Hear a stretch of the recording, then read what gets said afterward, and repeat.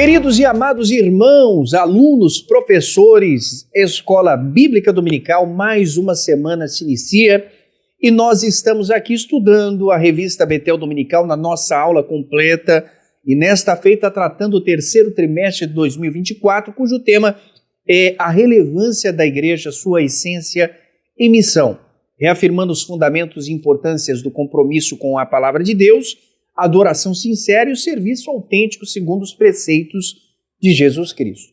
Nosso querido comentarista, pastor Josué Rodrigues de Gouveia, é pastor das Assembleias de Deus do Ministério de Madureira, em Vila Nova, Goiânia, no estado de Goiás. Também é segundo vice-presidente da CONEMAD de Goiânia, Convenção dos Estados, ou melhor, do Estado de Goiás. Também é quinto secretário da nossa CONAMAD, Convenção Nacional das Assembleias de Deus do Ministério de Madureira, presidente do CEPEGO, que é Seminário Pentecostal de Goiás. Vamos estudar hoje a lição de número 4, que será ministrada em todas as escolas bíblicas dominical no próximo dia 28 de julho de 2024. Trataremos sobre a relevância de pertencer e ser membro de uma igreja local. Vamos então ao texto áureo que nos diz assim: louvando a Deus e caindo na graça de todo o povo, todos os dias acrescentava o Senhor à igreja aqueles que se haviam de salvar. Atos dos Apóstolos, capítulo 2, versículo de número 47. Leremos, na verdade aplicada, que cada membro do corpo de Cristo encontra na vivência comunitária cristã o necessário desenvolvimento e amadurecimento em Cristo. Vamos então salientar 3 objetivos da lição. Primeiro, a relevância de ser membro do corpo de Cristo. Segundo, vamos explicar o compromisso do membro da igreja. E terceiro, vamos expor o papel da membresia na igreja e na sociedade. Usaremos como texto de referência, já explícitos daqui na nossa lição, Efésios capítulo 2, versos de número 19 ao 22 e primeira epístola de Pedro, capítulo 2, verso de número 9. Vamos orar neste instante. O motivo de oração apresentado em nossa revista é orarmos para que mais cristãos sejam atuantes na igreja. Senhor, nosso Deus, nosso Pai, te damos graças, rendemos, Pai, em o nome de Jesus, agradecimentos a Ti pelos benefícios que o Senhor tem feito à vossa igreja. Te agradecemos por ela espalhada no Brasil, no mundo, sendo porta-voz do Teu reino e cumprindo, Senhor, a justiça através daquilo que o Senhor tem estabelecido. Pedimos que o Senhor dê salvação àqueles carentes, que encontrem uma porta, Senhor, aberta. Senhor, um pastor sincero, reto, diante de Tua vontade, para que eles experimentem, Senhor, a vida em comunidade cristã. Nós rogamos que a igreja seja luz e este templo, Senhor, seja aproveitado única e exclusivamente para louvor, glórias e exaltação do Teu nome e também fortalecimento de fé. É o que nós rogamos em nome de Jesus. Amém.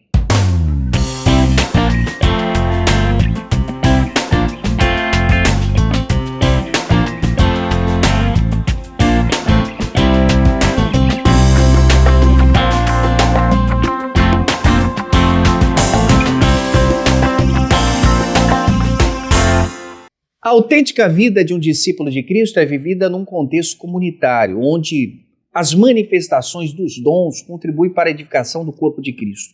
Cada membro cuidando do outro e assim o corpo vai crescendo com a ordem e a decência conforme a palavra de Deus para a glória de Deus. Para tratarmos o primeiro assunto, que é o tópico de número 1, membro da igreja, identidade do cristão, eu quero convidar pastor Marcos Santana, nobre companheiro. Vamos então ao primeiro tópico. Paz do Senhor, pastor Paulo, pastor William, nossos irmãos. Na introdução da lição de hoje, eu quero propor aos irmãos nós estarmos atentos ao conteúdo das lições 4, 5 e 6. Isso vai facilitar bastante para tanto os professores como os alunos nós estarmos atentos, termos em mente os limites de cada lição. Por exemplo, a lição de número 4 vai focar a importância, a relevância de uma pessoa que nasceu de novo pertencer e ser membro de uma igreja local.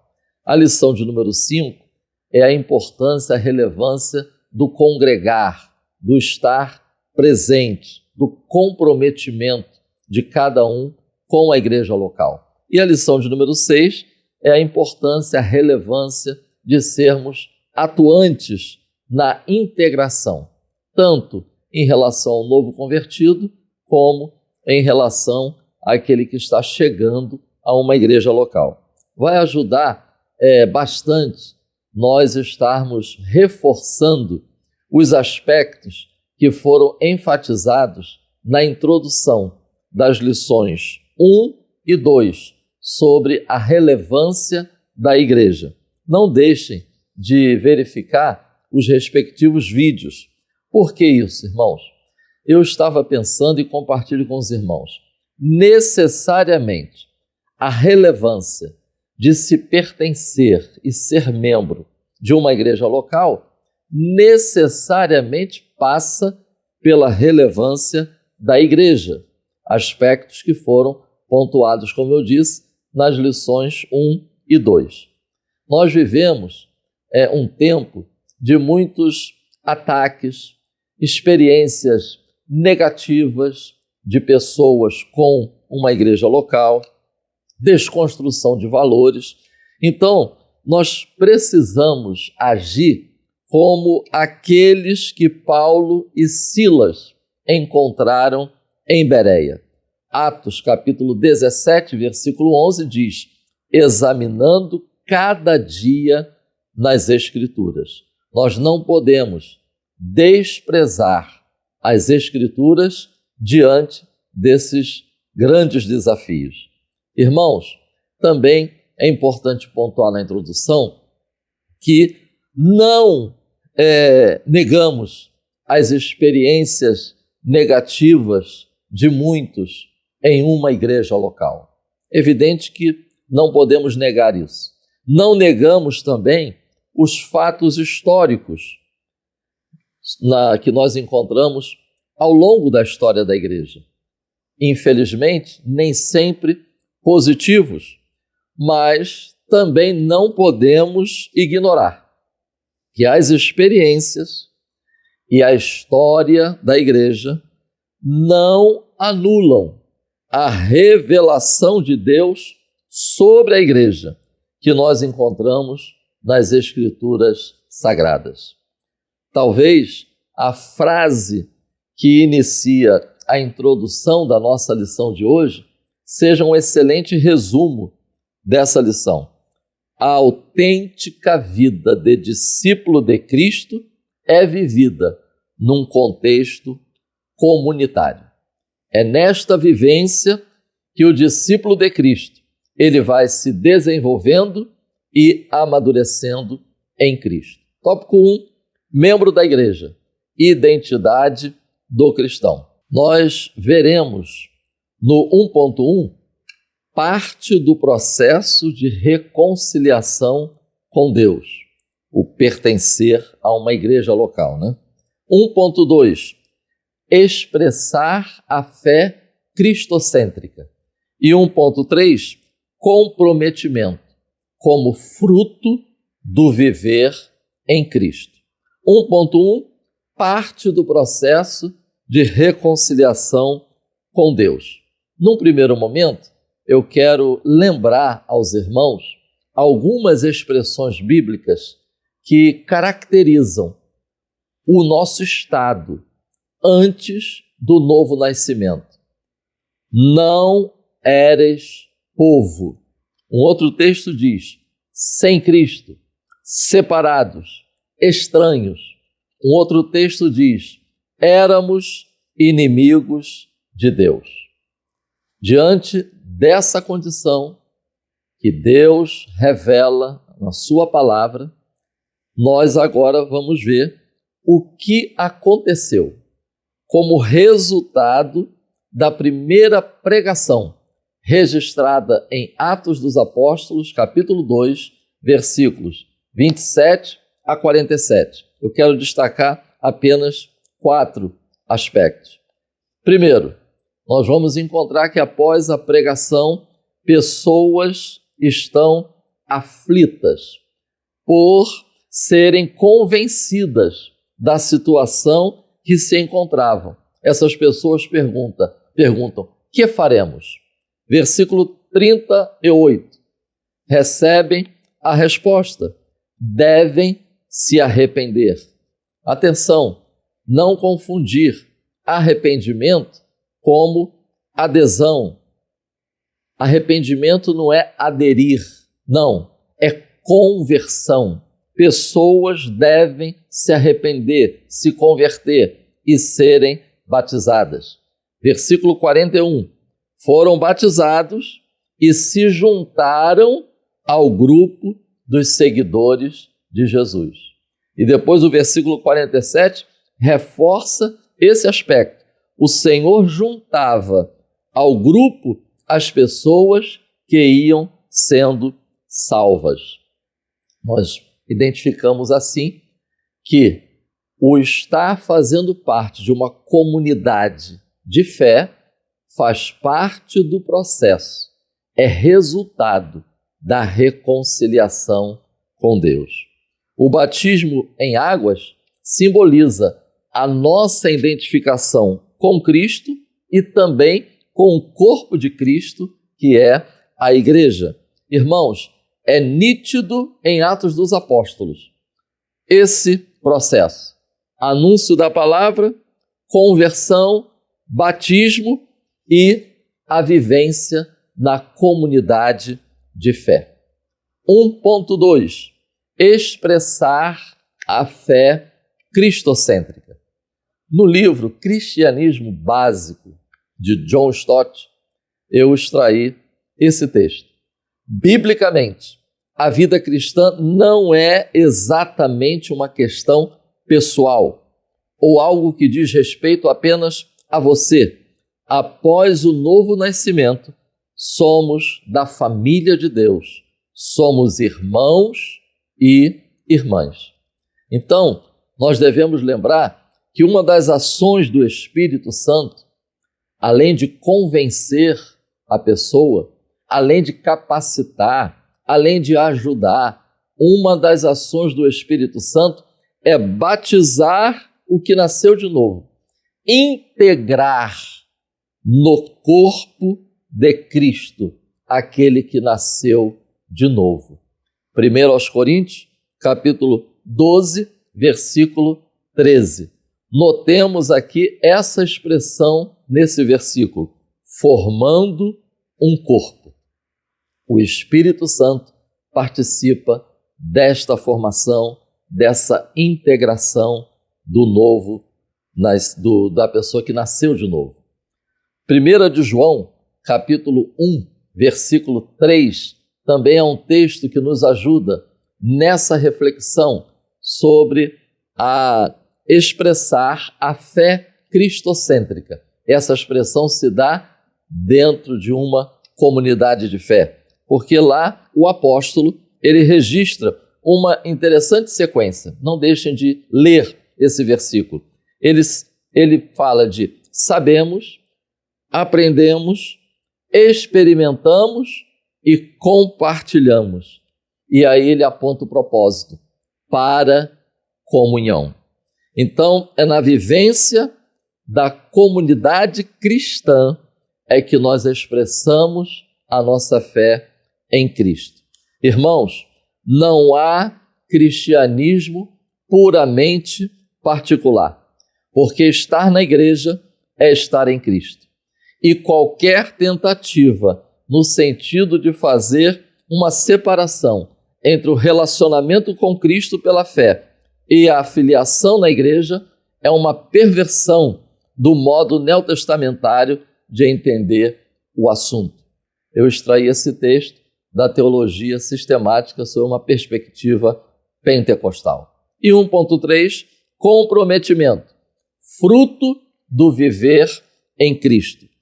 Eu compartilho com os irmãos esse texto da nossa lição. O cristão precisa estar comprometido com um grupo específico de discípulos para ser um verdadeiro seguidor de Cristo. Você não é o corpo de Cristo isolado. você precisa de outros para expressar essa condição. Notemos os seguintes textos. Efésios, capítulo 3, versículo 18. Com todos os santos. Essa expressão é usada num contexto para compreender e conhecer o amor de Cristo. Capítulo 3, versículo 19 de Efésios, no contexto de comunidade, é que nós seremos cheios de toda a plenitude de Deus. Efésios 4, capítulo 4, versículos 12 a 16. Jesus dá dons para que cada membro do seu corpo seja um agente de edificação da igreja, pois todo o corpo bem ajustado e ligado com o auxílio de todas as juntas, com operação de cada parte. Biblicamente, cada membro do corpo de Cristo precisa estar comprometido com o exercício dos dons, o crescimento do corpo e a edificação do corpo. Encerrando, então, nenhum membro individual do corpo de Cristo pode ter um relacionamento com o Senhor de modo isolado, fechado em si mesmo, pois cada um é componente necessário à estrutura da igreja. Vide 1 de Pedro, capítulo 2. Cada nascido de novo é uma pedra viva na edificação espiritual. Que o Espírito Santo nos esclareça, nos guie e nos ajude a estarmos vivendo a vida cristã de acordo com o que está revelado nas Escrituras Sagradas, para a edificação da igreja e para a glória de Deus, até que Cristo venha. Amém. Querido pastor Marcos Santana, muito obrigado pela sua participação. O senhor nos ensinou que Jesus estabeleceu a igreja para representá-lo na terra, glorificar o seu nome e proclamar o evangelho. Vamos então ao tópico de número 2, onde trataremos membros da igreja estar sob a bênção. Querido pastor William Barros abordará este tema, onde seremos tamanhamente edificados. A paz do Senhor, pastor Marcos Santana, pastor Paulo Ricardo e a todos vocês, meus amados irmãos. É uma enorme alegria poder mais uma vez estar ministrando aqui e chegar até você nessa aula. Meus queridos irmãos, depois de tudo que já aprendemos aqui com o pastor Marcos Santana, falando sobre o membro da igreja, identidade do cristão, ele trouxe várias coisas importantes aqui, falando sobre as pessoas que se convertiam eram acrescentadas à igreja, a relevância de expressar a fé, a necessidade de comprometimento. Nós chegamos aqui finalmente no tópico 2. E nessa sequência, o tópico 2 vai nos ensinar membro da igreja, 2 pontos. Estar sob a bênção. Uma coisa importante que nós vamos aprender nesse tópico 2, a nível de introdução, é que Cristo prometeu edificar a sua igreja. Nós somos o seu corpo. E a promessa de Jesus, o que Jesus idealizou e predestinou, está relacionado ao corpo de Cristo coeso, unido com a cabeça que é Cristo, e nós fomos chamados como mais que vencedores. Eu, inclusive, vou ler um texto aqui em Efésios, capítulo 1, versículos 4 e 5, que vai dizer o seguinte: como também nos elegeu nele, antes da fundação do mundo, para que fôssemos santos e irrepreensíveis diante dele em caridade, ou em amor, e nos predestinou para filhos de adoção por Jesus Cristo, para si mesmo, segundo o beneplácito de sua vontade. Olha que texto incrível. Deus nos elegeu antes da fundação do mundo. Antes de Deus criar todas as coisas, Deus já tinha planejado a igreja. E a igreja foi planejada por Jesus para ser santa e ser irrepreensível diante de Jesus em amor. E foi chamada para que nós fôssemos filhos em Cristo, em adoção. Ou seja, que estivéssemos unidos nele e manifestássemos assim para louvor da sua glória, para louvor de sua santidade. Essa é a missão, essa é a razão, Essa é a identidade da igreja. A igreja de Jesus foi chamada para ser mais que vencedora e viver de forma irrepreensível e santa nesse mundo. O tópico 2.1, a igreja é defendida por Cristo. Meus irmãos, uma coisa que precisa ficar clara para cada aluno e cada professor nessa aula, inclusive é uma coisa que os professores podem reforçar nessa aula, é mostrar que a relação de unidade que a igreja tem com Jesus, ela é mostrada na palavra de Deus da forma mais perfeita que poderia ter sido. A igreja é retratada como noiva de Jesus, mas na terra, no tempo de hoje, na relação dela com o mundo, a igreja é retratada como corpo de Jesus. Nós estamos no mundo fisicamente como corpo de Jesus. É como se Jesus estivesse ainda, há 2000 anos, fisicamente no mundo, no seu corpo, a igreja. A igreja sendo o corpo de Jesus e Jesus sendo o cabeça da igreja, ele declara que a sua igreja é protegida por ele, ele cuida de nós, ele cuida do seu povo. Uma prova disso, irmãos, em todos esses 2000 anos de história do cristianismo, eu pergunto a você, quando a igreja não foi perseguida? A igreja começou a ser perseguida no início num caráter religioso. O Império Romano não perseguia a igreja logo no início, nessa fase incipiente, por acreditar que a igreja era uma mera ramificação do judaísmo.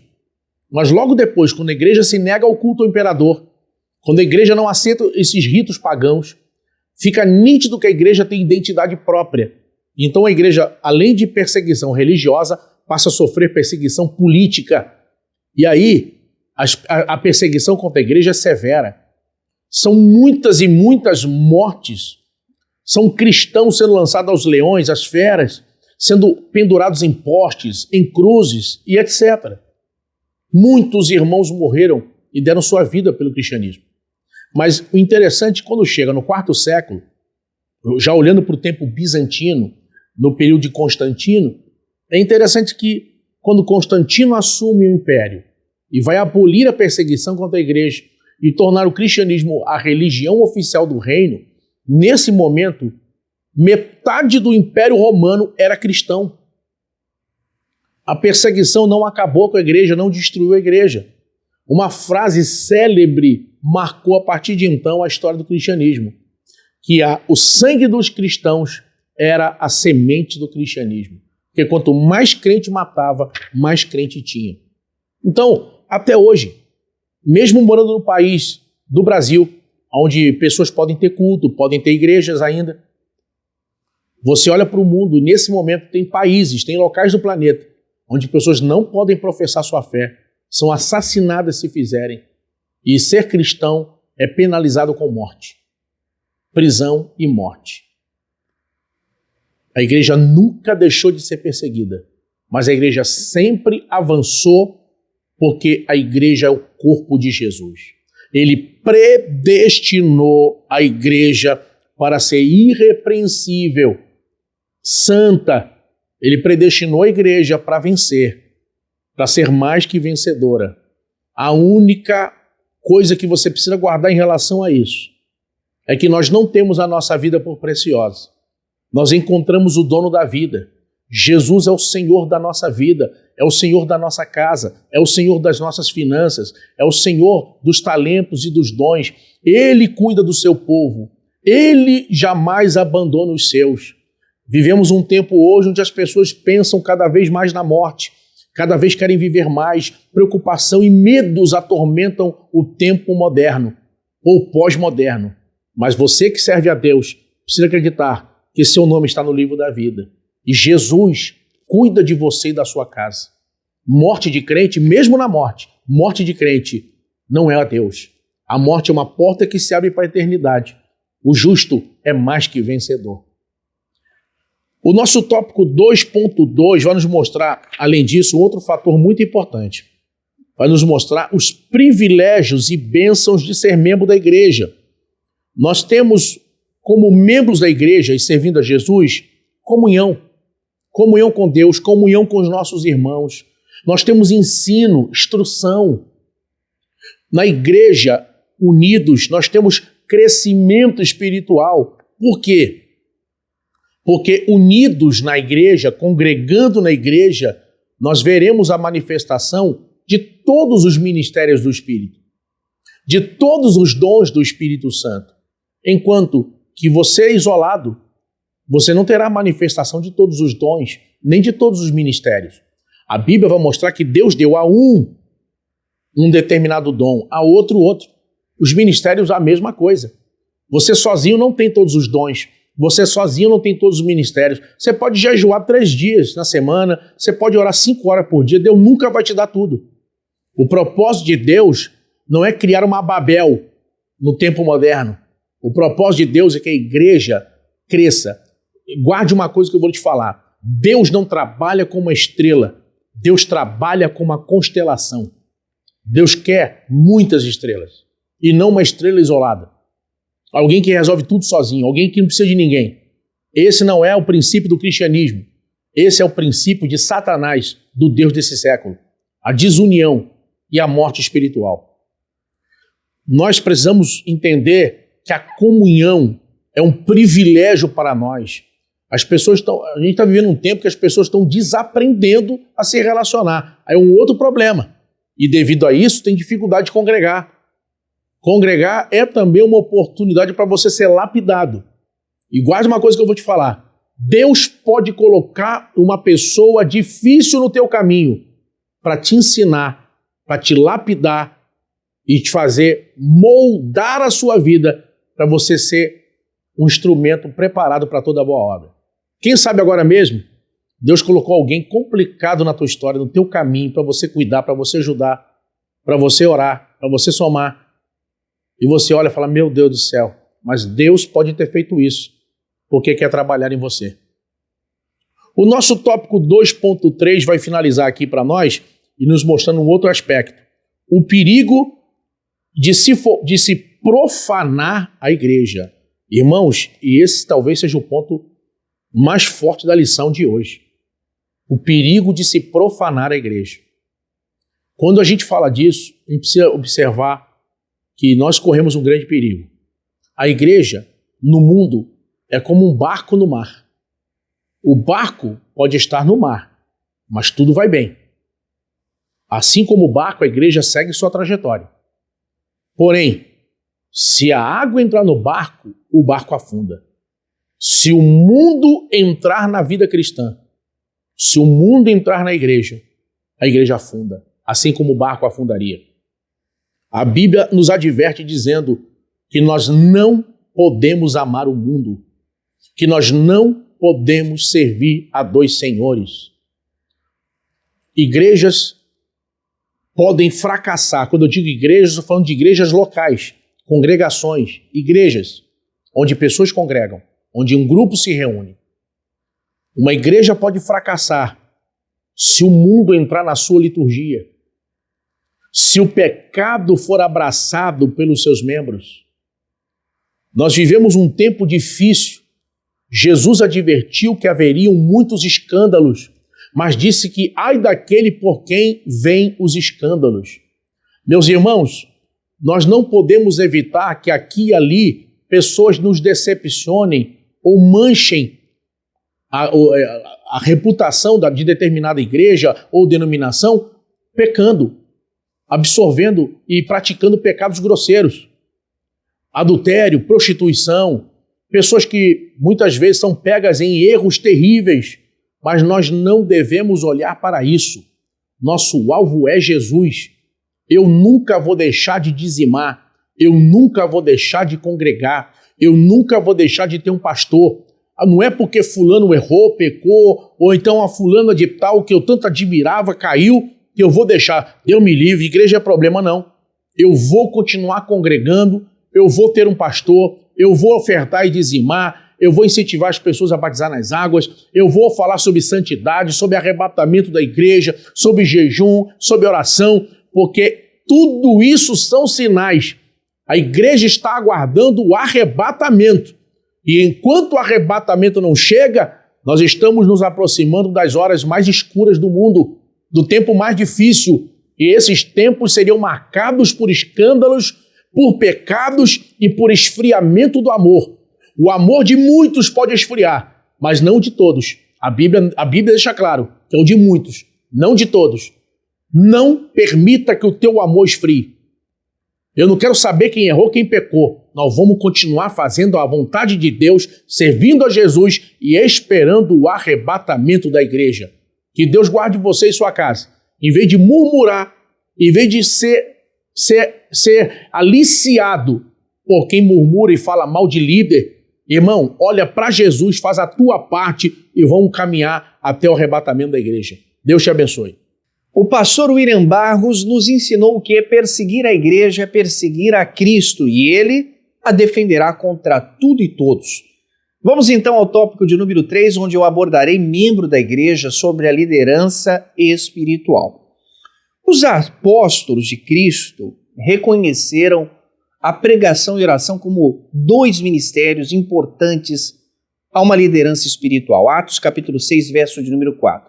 A pregação dissemina a palavra de Deus, instrui, transforma vidas, enquanto que a oração, especialmente a intercessão, ela visa abençoar e proteger os cristãos para uma vida mais santa, mais pura, mais agradável diante de Deus. Com isso, o apóstolo Paulo frequentemente intercedia pela igreja, comunicava isso com os crentes, assim como em Filipenses capítulo 1, versículo de número 4, ele ressalta.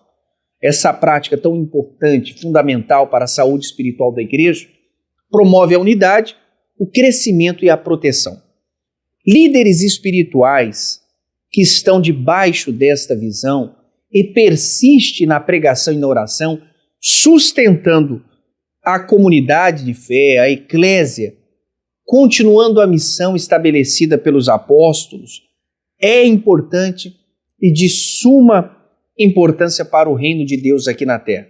Para tratarmos isso, vamos então ao 3.1, onde abordaremos a relevância da intercessão pela igreja. Veja, a intercessão é crucial para o cuidado espiritual da igreja. Como demonstrado pelos líderes da igreja primitiva, quando Paulo, e também eu posso falar de Epáfras, lá em Colossenses capítulo 4, versículo de número 12, Paulo vai elogiar ele por sua intensa oração pelos crentes de Colossos. Ele destaca a sua dedicação em suplicar a Deus para que permaneçam firmes e maduros. Por isso, aqui nós enxergamos o papel crucial da intercessão. Epáfras não só obedecia a Cristo, mas também ele era fervoroso em oração, intercedendo constantemente pela igreja, pelos cristãos.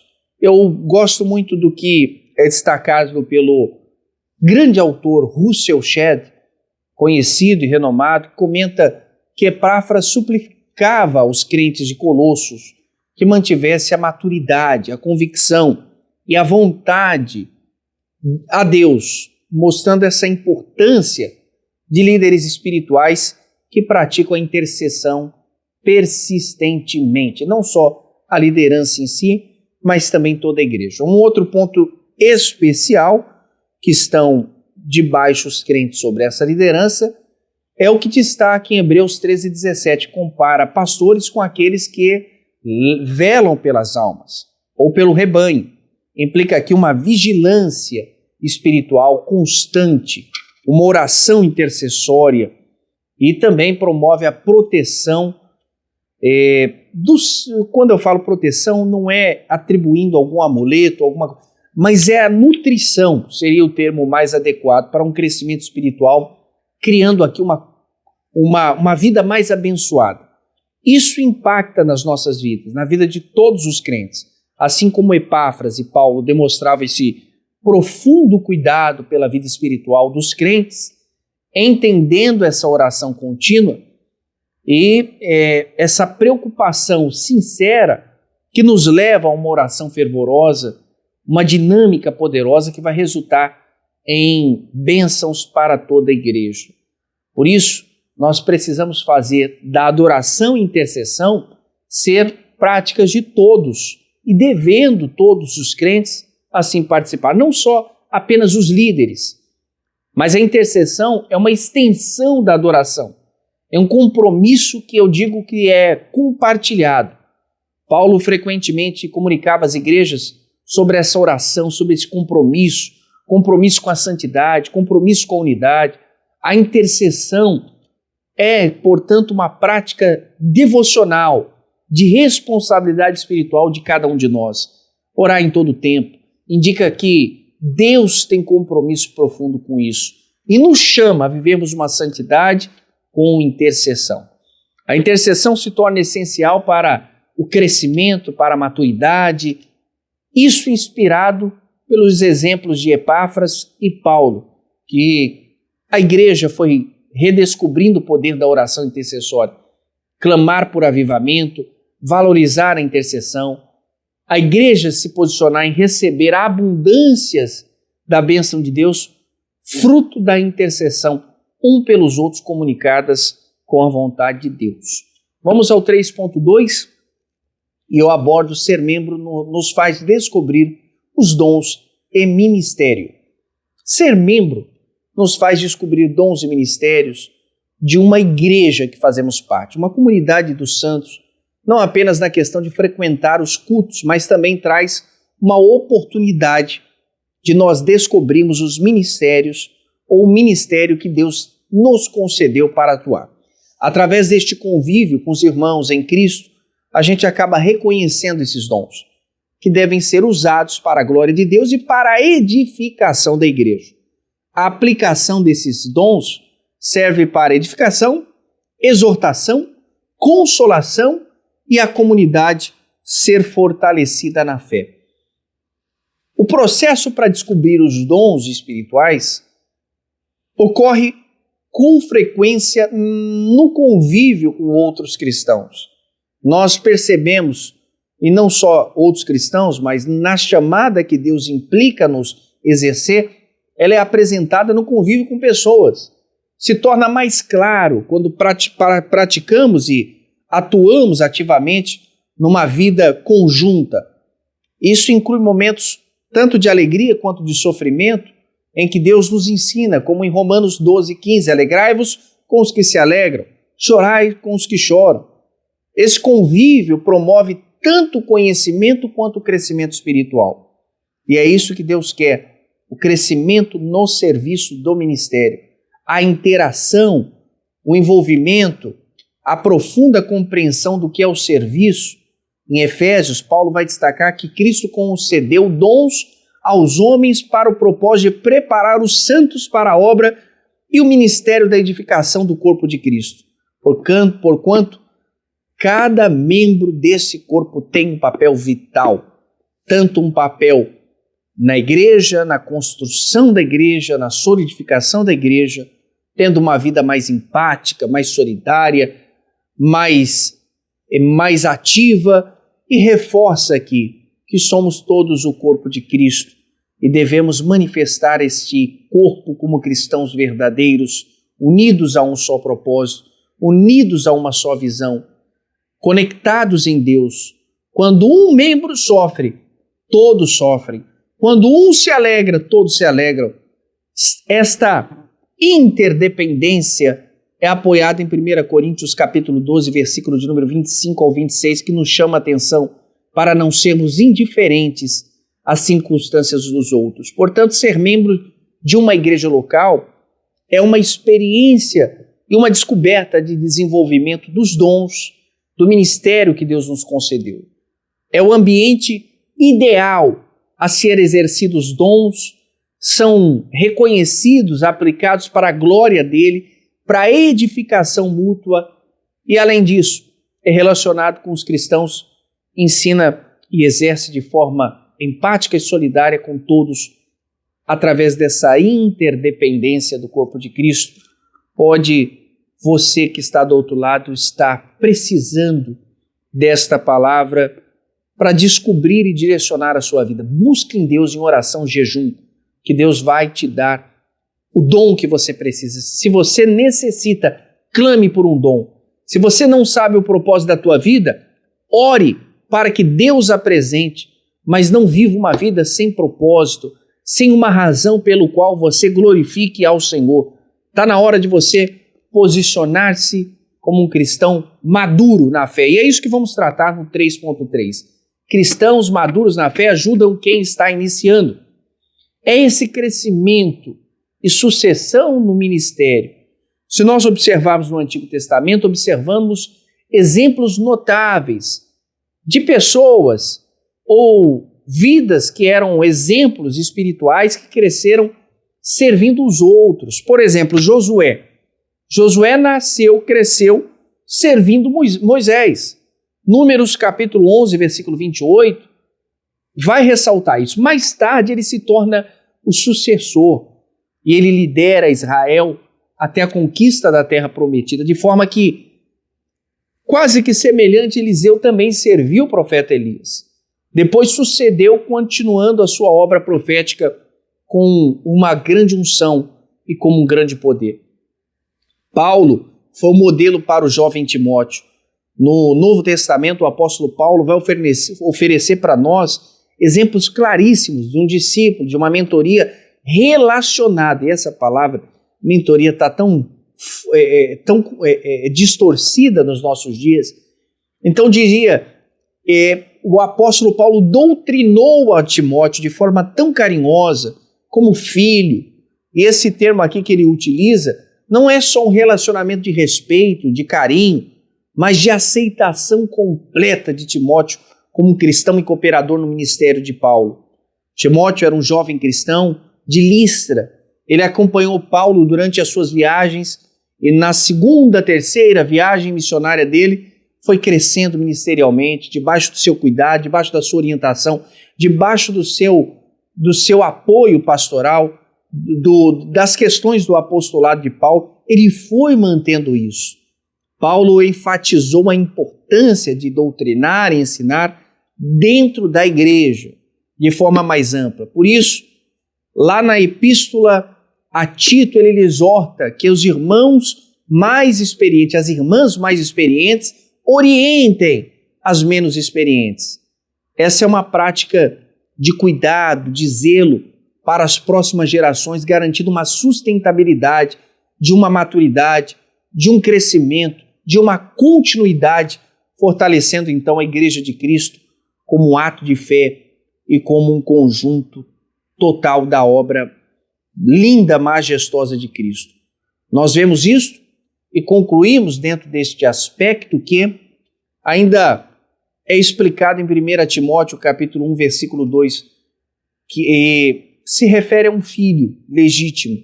Eu acho muito interessante que todos os direitos e privilégios de um membro da família, quando Paulo usa e demonstra essa aceitação de Timóteo na sua criação, ele destaca a importância e a forte ligação espiritual afetiva entre os dois. Por isso, crescimento e sucessão no ministério são amplamente exemplificados tanto no Antigo quanto no Novo Testamento.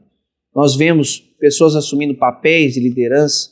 No Novo Testamento, Paulo cuidando de Timóteo, ajudando a desenvolver o seu ministério, Paulo incentivando também o crescimento coletivo dentro da igreja, promovendo um senso da comunidade concernente à fé, exemplos vivos que sublinham a importância da servidão, da coletividade, do fortalecimento do cristão para com a Igreja de Cristo. Então, debaixo desta palavra, eu ensinei que o convívio com os outros cristãos produz um conhecimento e um crescimento espiritual, tanto no serviço como no ministério. Concluímos então nesta lição que faz parte do perfeito plano de Deus que os salvos em Cristo Jesus vivam em comunhão com o corpo de Cristo, cuidando uns dos outros conforme o dom dado a cada um pelo Espírito, visando o cumprimento da missão dada à igreja e o aumento do corpo para a sua edificação em amor para a glória de Deus. Fico por aqui, antes vamos orar e eu quero fazer um pedido especial a você. Curta, comente, compartilhe, siga-nos para ficar inteirado de todos os vídeos, não só a página Betel, mas também você pode encontrar vídeos, subsídios no Betel Kids. Para quem vai, meu abraço especial a toda a turma do Betel Kids a nossa querida Tianinha. Deus abençoe também. Eu vou para a oração agora e já encerramos. E lembrando a vocês que estudaremos a aula de número 5, falando sobre a relevância de congregar em uma igreja local para fortalecer a fé e a comunhão. Continuando falando sobre a importância da igreja. Oremos, meus irmãos, e que Deus nos conserve congregando e servindo a Jesus. Senhor, te agradecemos pela aula de hoje e pedimos, Senhor, mais uma vez, que muitos irmãos possam receber essa mensagem, aprender e assimilar e colocar em prática na sua vida cristã. Que nós possamos ensinar nossa casa e ser o exemplo para que possamos, ó Deus, ter sempre satisfação de estar na tua presença, te servindo em espírito e em verdade, em comunhão com os nossos irmãos. Te louvamos em tudo, em nome de Jesus. Amém. Queridos irmãos, mais uma vez, muito obrigado pela sua audiência. Curta, comente, compartilhe. Até a próxima, se Deus quiser. Editora Betel, edificando sempre a casa de Deus.